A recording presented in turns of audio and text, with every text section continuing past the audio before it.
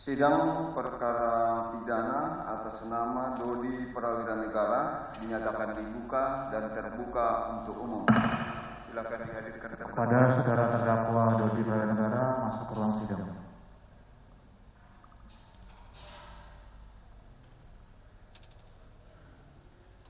Baik.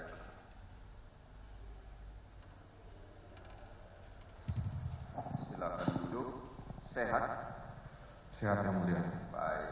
Agenda persidangan hari ini adalah tanggapan penuntut umum atau replik atas pembelaan yang disampaikan oleh terdakwa atau penasihat hukum terdakwa pada persidangan sebelumnya.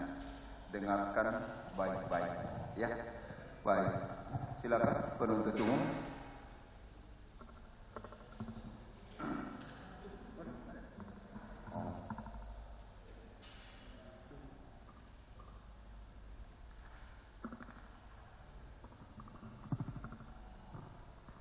Jawaban umum atas nota pembelaan penasihat hukum atas nama terdakwa Dodi Prawira Negara bin Haji Maman Supratman. Majelis Hakim yang mulia, saudara penasihat hukum dan terdakwa serta persidangan yang kami hormati. Dengan ucap syukur kehadirat Tuhan Maha Esa dalam kesempatan sidang yang baik ini, izinkanlah kami selaku penuntut umum mengucapkan terima kasih kepada Majelis Hakim yang terhormat atas kesempatan yang diberikan kepada kami untuk menyampaikan tanggapan terhadap pembelaan penasihat hukum terdakwa Dodi Prawira Negara bin Haji Maman Supratman atas tuntutan pidana kami nomor Rek PDF 33 Jakarta Barat garing 01 garing 2003 atas nama terdakwa Dodi Prawira Negara bin Haji Maman Supratman yang telah dibacakan pada hari Senin tanggal 27 Maret 2003 yang lalu. Selanjutnya kami mengucapkan terima kasih kepada penasihat hukum yang telah menggunakan haknya sesuai dengan ketentuan yang pasal 182 ayat 1 butir B KUHP, walaupun di antara kita terdapat adanya sudut pandang yang berbeda namun punya tujuan yang sama, yaitu untuk menegakkan supremasi hukum sesuai dengan ketentuan undang-undang yang berlaku dan mencari kebenaran dan material. Bahwa sebelum membahas lebih jauh mengenai tanggapan umum terhadap pembelaan penasihat hukum terdakwa Dodi Prawira Negara bin Haji Maman Supratman, maka pertama-tama harus kita simak adalah fungsi tuntutan pidana yang dibagi menjadi kepentingan, yaitu bagi penuntut umum sebagai landasan apakah terdakwa pidana atau kebebasan dan silakan untuk pembebasan. Dua, bagi terdakwa dapat menjadi bahan untuk pembelaannya karena terdakwa dapat menjawab argumentasi yang dimuat penuntut umum dalam tuntutan pidananya bila mana penuntut umum berisi tuntutan pemidanaan. Bagi hakim, tuntutan pidana dapat menjadi bahan pertimbangan atau memberi corak terhadap putusan yang akan dijatuhkan dan juga menjadi bahan konfirmasi terhadap fakta-fakta yang ditemukan dengan yang menjadi bahan bagi keyakinannya. Dalam hubungan ini, jaksa penuntut umum yang mewakili negara dalam membuat tuntutan pidana harus terang dan jelas sesuai dengan fakta-fakta yang ditemukan di persidangan. Bukan saja bagi terdakwa dan hakim, tapi terlebih bagi masyarakat. Tuntutan pidana yang diucapkan penuntut umum harus mencerminkan rasa keadilan yang hidup dalam masyarakat dalam batas-batas ketentuan hukum yang berlaku dalam tuntutan pidana yang dibuat penuntut umum. Bukan saja hanya kepastian hukum yang tegakkan, tetapi dalam penegakan kepastian hukum harus bermuara pada rasa keadilan yang hidup dalam masyarakat. Sehingga penegakan hukum bukanlah sekedar menerapkan ketentuan hukum yang abstrak terhadap keadaan yang konkret atau nyata. Dan pidana juga harus berisi pengkajian terhadap peraturan-peraturan yang berlaku dalam berbagai kaitannya yang relevan satu dengan yang lain. Situasi dan kondisi yang meliputi tindak pidana itu sendiri beserta lingkungan tempat dan waktu terjadinya faktor-faktor subjektif dari terdakwa serta kepentingan masyarakat yang dilanggar. Dengan demikian, maka putusan hakim dapat menciptakan keseimbangan secara proporsional kepentingan masyarakat di satu pihak dan pelanggar dan lain pihak sebagai individu yang jatuh hukuman. Dalam kerangka inilah tuntutan pidana harus merupakan implementasi daripada asas dan tujuan pokok daripada penegakan hukum pidana. Berdasarkan pasal 182 ayat 1 KUHP, tuntutan pidana dari penuntut umum, pembelaan dari terdakwa maupun penasihat hukum dan tanggapan dari penuntut umum atas pembelaan dari terdakwa maupun penasihat hukum baru dapat diajukan setelah pemeriksaan pengadilan yang telah selesai oleh Ketua Majelis Hakim. Oleh karena itu, tuntutan pidana dari penuntut umum dan pembelaan dari terdakwa atau penasihat hukum bukan lagi merupakan acara pemeriksaan pengadilan.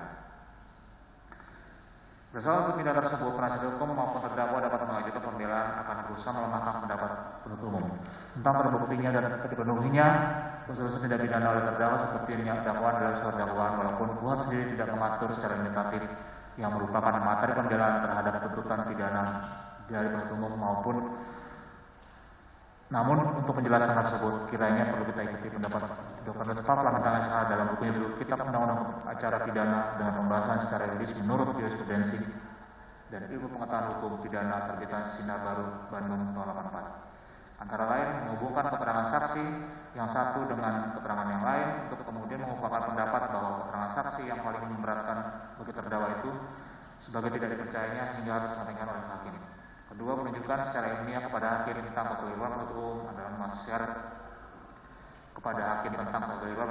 dalam menafsirkan jenis tindak pidana yang didakwakan kepada terdakwa dalam menafsirkan sesuatu perkataan yang terdapat dalam undang-undang dalam menentukan pasal undang-undang yang telah didakwakan sebagai telah dilanggar oleh terdakwa tentang adanya putusan kasasi dari Mahkamah Agung Hograt bin Zodrat van Sesi atau dari Hukmilatari Besok untuk menunjukkan ketidaktepatan dari pendapat penuntut umum tentang tidak terpenuhi unsur melawan hukum oleh terdakwa, tentang adanya dasar-dasar yang menyediakan hak dari penuntut umum untuk menuntut terdakwa, tentang adanya dasar-dasar yang menemukan hak penuntut umum untuk melakukan penuntutan terhadap terdakwa, tentang adanya dasar-dasar lain menyediakan pidana dalam tindak pidana yang telah dilakukan oleh terdakwa, tentang tidak adanya dalam bentuk pertanggungjawaban pidana pada diri terdakwa. Ketiga, menunjukkan kepada hakim tentang tidak terpenuhinya ketentuan yang terdapat dalam KUHP oleh penuntut umum. Yang kemudian diakhiri dengan permohonan pada majelis hakim, yaitu agar pengadilan membebaskan terdakwa dari santunan. Pembelaan atau pledoi harus dibedakan dengan klemensiasi, yaitu permohonan kepada majelis hakim untuk mendapat keringanan pidana, karena terdakwa menyadari bahwa ia memang bersalah telah melakukan tindak pidana seperti yang dilakukan oleh penuntut umum terhadap dirinya, dan bahwa ia tidak bermaksud untuk menyangkal kebenaran dari dakwaan tersebut, melainkan ia hanya bermaksud untuk memohon kemurahan hati dari majelis hakim agar pidana diajukan bagi dirinya itu jangan sampai terlalu berat. Dalam klemensiasi, biasanya terdakwa penasihat hukum mengemukakan sejumlah alasan mungkin yang dapat diterima oleh majelis hakim sebagai maaf, antara lain sebagai berikut. 1. Terdakwa telah mengakui secara terus terang tentang kesalahannya dan menyatakan penyesalannya karena telah melakukan tindak pidana seperti yang dilakukan oleh penuntut umum, serta berjanji tidak akan memulai perbuatan terlarang. Kedua, terdakwa mempunyai keluarga yang besar yang akan sangat menderita apabila ia tidak terlalu berat, karena ia merupakan salah satu orang di dalam keluarga yang harus mencari makan bagi mereka. Ketiga, terdakwa telah terpaksa melakukan tindak pidana seperti yang didakwakan oleh penuntut umum karena ia memerlukan uang untuk membiayai pengobatan anaknya yang sakit untuk membiayai ongkos bersalin istrinya. Dalam pembelaan yang diajukan oleh penasihat hukum terdakwa Dodi Peradilan Negara bin Haji Muhammad Supratman tidak ada unsur klemensiasi. Semua pembelaan tersebut menyatakan terdakwa Dodi Peradilan Negara tidak bersalah dan harus dilepaskan dari ketentuan hukum, sehingga seolah-olah fakta hukum yang terungkap dalam persidangan tidak satu pun yang dapat menjerat kesalahan terdakwa.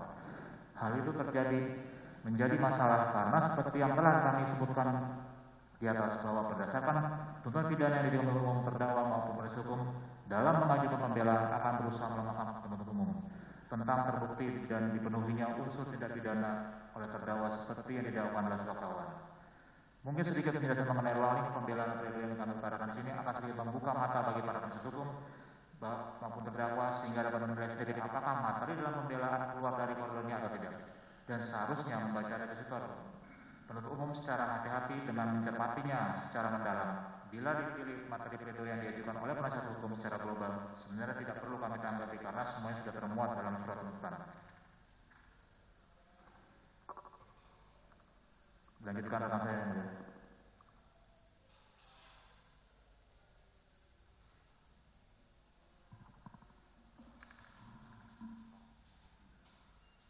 Bahwa penasihat hukum terdakwa telah mengajukan nota pembelaan yang dibacakan di depan persidangan pada hari Rabu tanggal 5 April 2023 yang pada pokoknya dapat disimpulkan sebagai berikut. Pertama, perbuatan terdakwa tidak memenuhi unsur-unsur dalam pasal 114 sebagaimana dalam dakwaan dan surat tuntutan penuntut umum. Kedua, alat bukti berupa keterangan saksi, ahli, surat, dan barang bukti berupa dokumen yang diajukan oleh penuntut umum tidak memenuhi syarat untuk dijadikan bukti di pengadilan.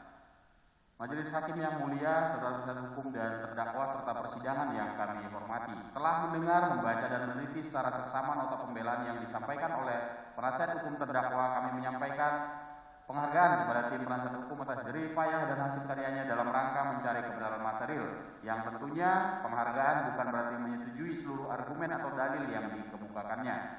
Pada prinsipnya kami penuntut umum dalam perkara ini tetap berpendapat sebagaimana yang telah terurai secara jelas dalam surat tuntutan yang telah kami bacakan pada tanggal 27 Maret 2023. Namun demikian, demi memperjelas dan mempertegas pendapat kami, perlu kiranya kami berikan jawaban atau tanggapan beberapa hal atau masalah yang kami anggap sangat esensial terhadap nota pembelaan tim penasihat hukum terdakwa, terutama dalil-dalil yang diajukan penasihat hukum dalam nota pembelaannya tidak melengkapi atau melampirkan dokumen atau bukti surat sebagaimana yang tercatat dalam berita acara persidangan. Kami tidak menanggapi secara menyeluruh nota pembelaan penasihat hukum terdakwa. Hal ini dikarenakan hal tersebut sebenarnya sudah terurai secara jelas dalam surat tuntutan. Kami hanya akan menanggapi hal pokok yang kami anggap esensial, yaitu sebagai berikut.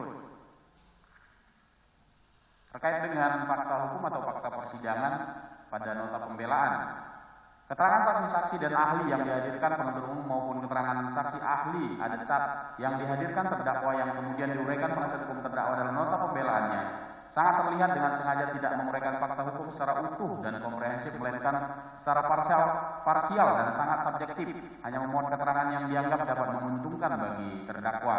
Sehingga berdasarkan nota pembelaan penasihat hukum terdakwa tersebut dengan mengingat ketentuan pasal 1 angka 26 dan 28 KUHP, kami penuntut umum menilai tidak ada relevansi dalam nota pembelaan dapat kami simpulkan sebagai berikut. Yang pertama, perbuatan terdakwa tidak memenuhi unsur-unsur pasal 114 sebagaimana dalam dakwaan dan surat tuntutan. Kemudian yang kedua, bahwa terdakwa merupakan pelaku yang disuruh untuk melakukan tindak pidana oleh saksi Teddy Minahasa Putra, sehingga terdakwa menyalah alat yang tidak memiliki kesalahan, oleh karena itu tidak dapat dipertanggungjawabkan secara pidana.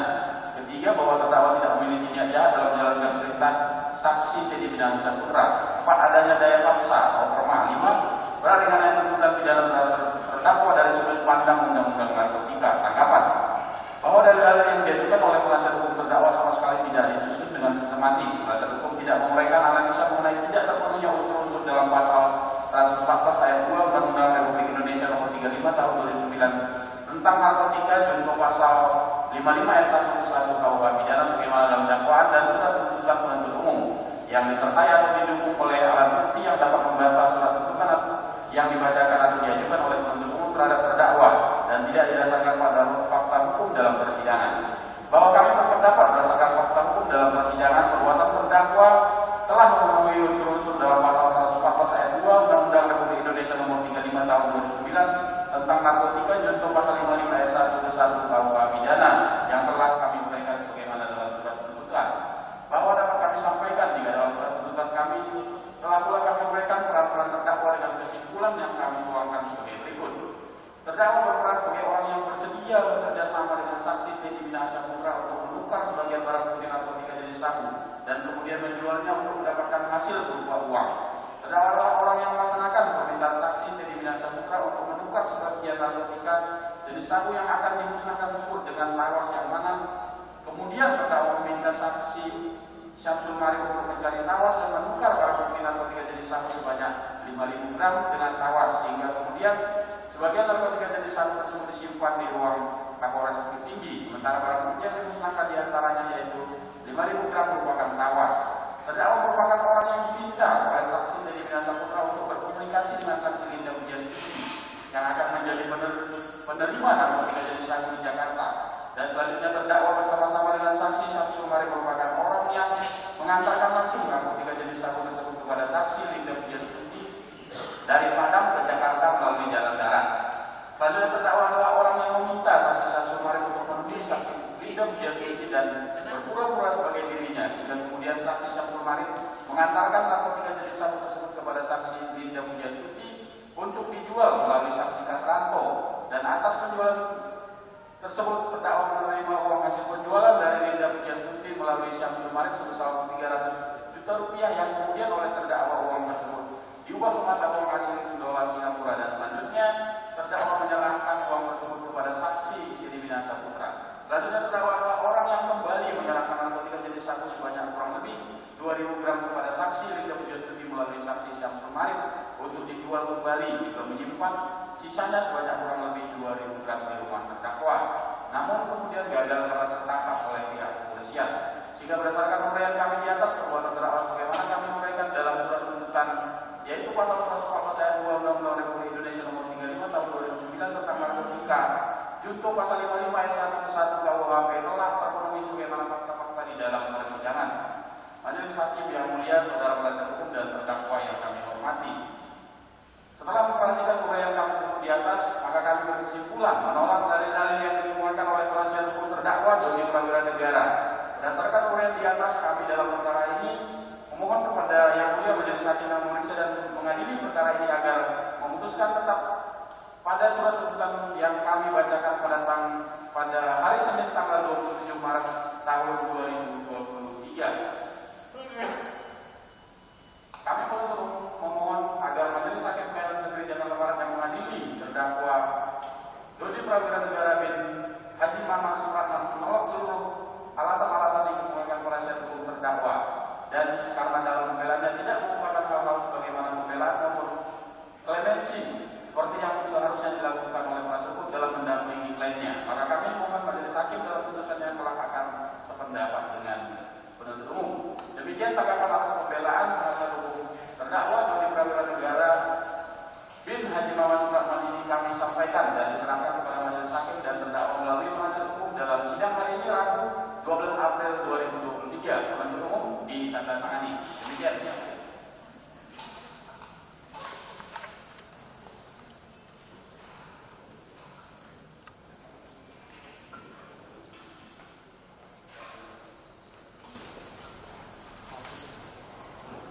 Baik, kami terima yang dibacakan tadi, ya. Kalau bisa penuntut umum soft kopinya akan panitera. Siap, Pak. Kemarin nota pembelaan, kalau bisa serahkan hari ini juga yang ya baik soft kopinya. Baik, selanjutnya sudah dari penasihat hukum tanggapan lagi yang dikenal dengan duplik, itu dimungkinkan di pasal 182 KUHP itu. Yang terakhir adalah terdakwa atau penasihat. Apakah akan mengajukan duplik? Kami akan mengajukan duplik yang mulia. Baik. Baik.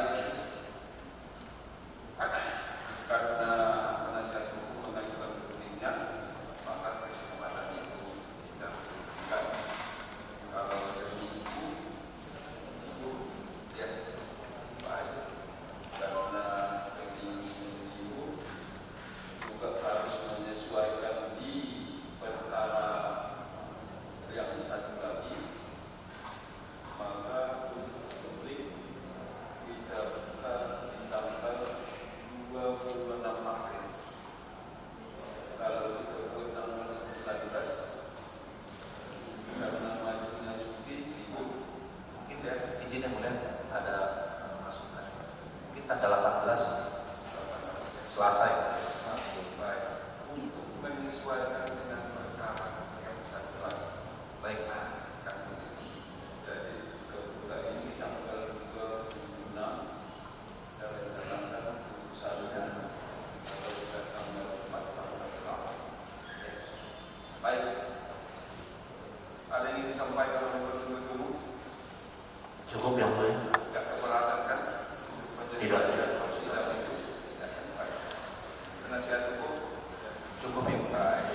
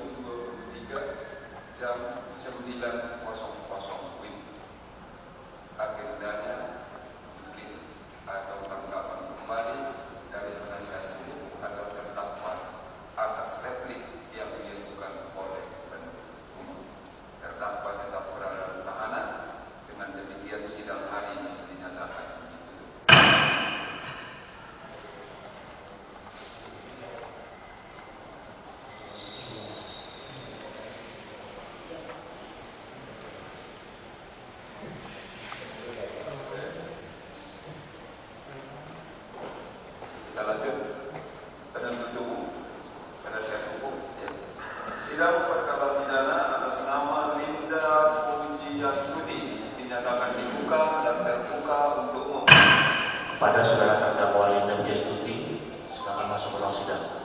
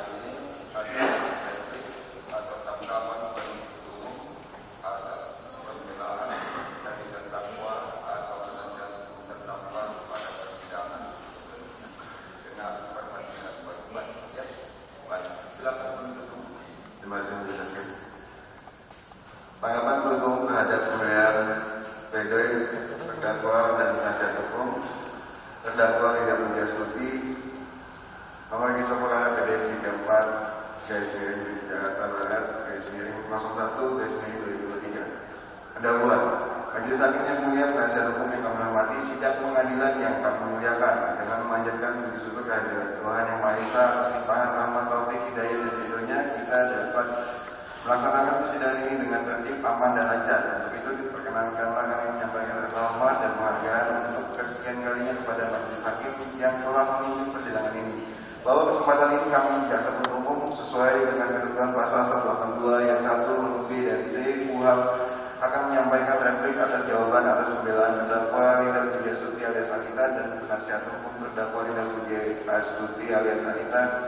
Setelah kami mempelajari tentang pembelaan pledoi yang dibacakan oleh terdakwa dan penasihat hukum terdakwa pada hari Rabu tanggal 5 April 2023, pembelaan tersebut pada hakikatnya adalah untuk mencari dan membuktikan kebenaran yang hakiki atas perbuatan dilakukan oleh terdakwa. Maka selanjutnya kami jaksa umum akan menanggapi hal-hal yang telah didalilkan baik oleh terdakwa maupun penasihat hukum terdakwa dalam nota pembelaannya.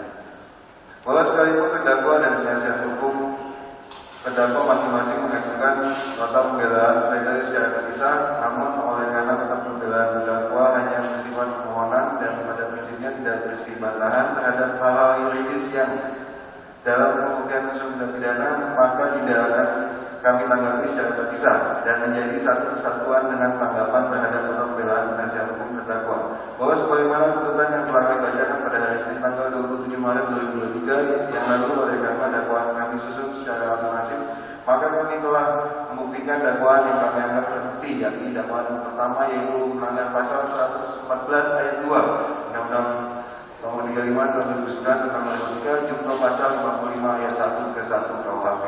Berkenaan dengan nota pembelaan dari penasihat hukum terdakwa yang dibacakan tersebut, kami jaksa penuntut umum menanggapinya sebagai berikut. Bahwa atas nota pembelaan yang diajukan oleh terdakwa dan penasihat hukum terdakwa pada hari Rabu tanggal 5 April 2023 prinsipnya tidak berisi bantahan terhadap hal-hal yuridis dalam pembuktian unsur tindak pidana yang penuntut umum uraikan dalam surat tuntutan. Setelah dicermati dan mempelajari dengan sesama isi nota pembelaan tersebut yang menguraikan alasan-alasan yang dapat meringankan terdakwa Linda Wijastuti, maka kami simpulkan sebagai berikut.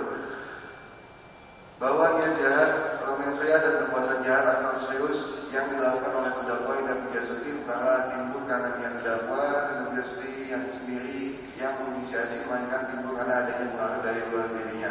Berdasarkan pembelaan penasihat hukum tersebut, maka penuntut umum akan menanggapi sebatas poin-poin fakta persidangan yang dibuatkan oleh alat bukti. Maka kami penuntut umum akan menanggapi pembelaan yang telah disebutkan di atas.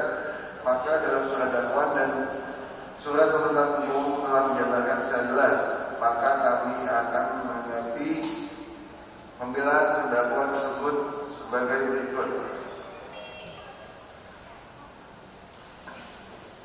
Maka berdasarkan hal-hal tersebut, kami penuntut menyatakan dari penasihat hukum terdakwa yang menyatakan pendapat penasihat hukum yang menyatakan bahwa niat jahat, mensrea dan perbuatan jahat atau serius yang dilakukan oleh terdakwa Linda Wijastuti bukan karena niat jahat sendiri yang menginisiasi, melainkan timbul karena adanya pengaruh dari luar dirinya dalam nota pembelaan tanda tidak beralasan mengumpat. Bahkan dalam analisa fakta dan analisa juridis dan pembelaan penasihat hukum terdakwa mendukung daya dalil hukum pada uraian analisis juridis umum dalam surat tuntutan bahwa berdasarkan fakta yang terungkap di atas pada pemeriksaan persidangan yang telah mempunyai nilai juridis berupa keterangan saksi, surat dan petunjuk pasal 184 KUHP yang memperoleh dari persesuaian antara keterangan saksi, surat yang didapat berumum meyakini bahwa terdakwa telah melakukan perbuatan tindak pidana sebagaimana yang telah didakwa dalam dan dituntut dalam surat tuntutan. Di Indonesia salah satu sistem pembuktian yang dianut KUHP adalah sistem pembuktian menurut undang-undang secara negatif, yang mana pada pasal 163 KUHP syarat pembuktian menurut cara dan alat bukti yang sah lebih ditekankan dalam rumusannya. Hal ini dapat dibaca dalam kalimat ketentuan pembuktian yang memadai untuk menjatuhkan pidana kepada seorang terdakwa sekurang-kurangnya 2 alat bukti yang sah, sehingga pasal 183 KUHP mengatur dan menentukan salah satu atau tiganya seorang terdakwa, dan untuk menjatuhkan pidana kepada terdakwa harus kesalahan terbukti dengan semuanya 2 alat bukti yang sah, dan atas keterbuktian dengan semuanya 2 alat bukti yang sah hakim memperoleh keyakinan bahwa tindak pidana benar-benar terjadi dan bahwa terdakwa yang bersalah melakukannya. Dengan demikian menurut umum kesimpulan terdakwa Linda Pujiastuti terbukti bersalah melakukan tindak pidana turut serta secara tambahan atau melawan hukum menawarkan untuk dijual, menerima, menjadi perantara dalam jual beli dan menyerahkan narkotika golongan 1 bukan tanaman yang beratnya lebih dari 5 gram dalam dakwaan pertama melanggar pasal 114 Undang-Undang 114 ayat 2 Undang-Undang RI nomor 35 tahun 2009 tentang narkotika junto pasal 55 ayat 1 ke 1 KUHP sebagaimana telah diuraikan dalam surat tuntutan yang telah dibacakan pada persidangan terdahulu pada hari Senin tanggal 27 Maret 2023. Kesimpulan Majelis Hakim yang mulia penasihat hukum yang kami hormati, berdasarkan uraian tersebut di atas, kami berkesimpulan bahwa apa yang disampaikan dalam nota pembelaan penasihat hukum terdakwa hanya menyampaikan subjektivitas penasihat hukum semata dan tidak berdasarkan substansi pembahasan pokok perkara ini. Untuk itu kami menolak semua materi pembelaan yang diajukan oleh para terdakwa melalui penasihat hukum dan tetap pada tuntutan yang sudah dibacakan pada sidang hari Senin tanggal 27 Maret 2023 yang lalu. Hormat kami, jasa penuntut ditandatangani. Terima kasih majelis.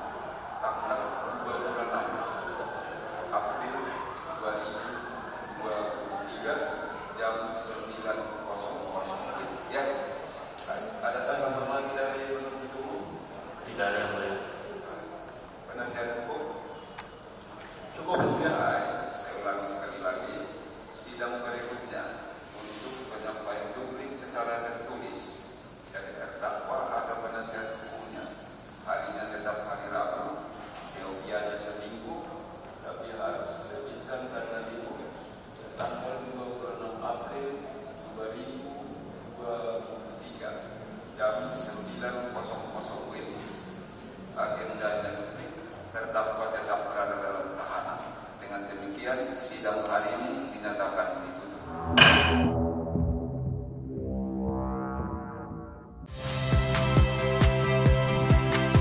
Saya Ihsan Sitorus.